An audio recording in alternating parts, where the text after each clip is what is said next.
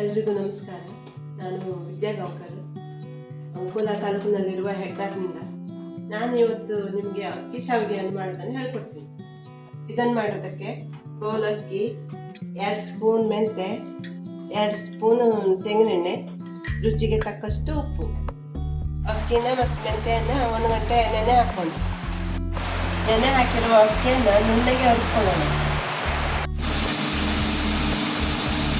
ನುಣ್ಣಗೆ ರುಬ್ಬಿದ ಹಿಟ್ಟಿಗೆ ರುಚಿಗೆ ತಕ್ಕಷ್ಟು ಉಪ್ಪು ಮತ್ತು 2 ಚಮಚ ಎಣ್ಣೆ ಹಾಕಿ ಕಾಸ್ಕೊಳ್ಳೋಣ.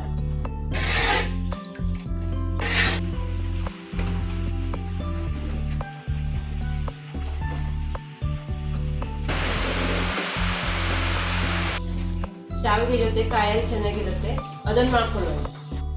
ಇದಕ್ಕೆ ಕಾಯಿ ತುರಿ, ಏಲಕ್ಕಿ, ಬೆಲ್ಲ, ಉಪ್ಪು.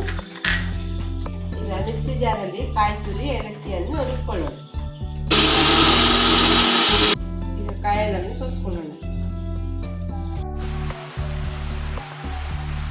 ಇದಕ್ಕೆ 1 ಬೌಲ್ ಬೆಲ್ಲ, ರುಚಿಗೆ ತಕ್ಕಷ್ಟು ಉಪ್ಪು ಹಾಕಿ ಇದಕ್ಕೆ ಮಿಕ್ಸ್ ಮಾಡ್ಕೊಳ್ಳೋಣ. ಕಾಸಿ ಇಟ್ಕೊಂಡಿರೋ ಹಿಟ್ಟನ್ನು ಈ ಥರ ಕೈಗೆ ನೀರು ಹಚ್ಕೊಂಡು ಈ ಥರ ಉಂಡೆ ಮಾಡ್ಕೊಳ್ಳೋಣ.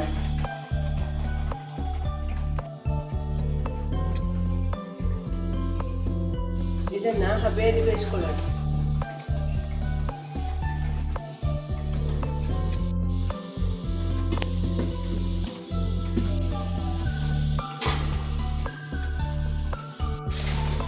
ಅರ್ಧ ಗಂಟೆ ಬೆಂದಾದ್ಮೇಲೆ ಇದನ್ನು ತೆಗೆದುಕೊಳ್ಳೋಣ.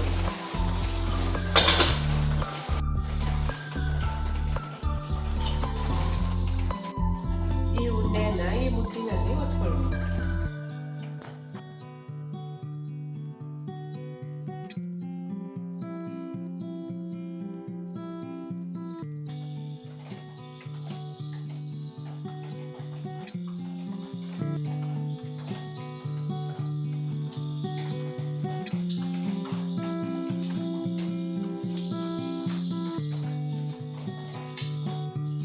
ಈಗ ರುಚಿಯಾದ ಒತ್ತು ಶಾವಿಗೆ ಕಾಯಲಿನ ಜೊತೆಗೆ ಸವಿಯಲು ಸಿದ್ಧ.